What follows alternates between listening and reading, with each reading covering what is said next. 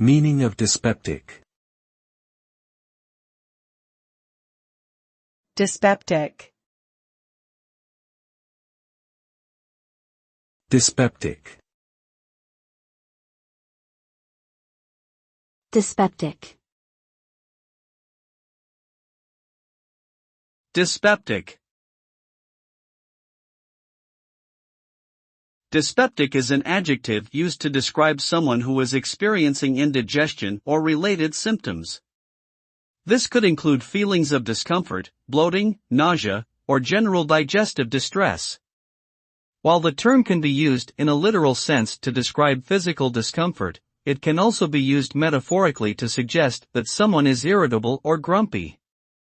In this sense, dyspeptic might suggest that someone is prone to mood swings or that they are generally unpleasant or difficult to be around.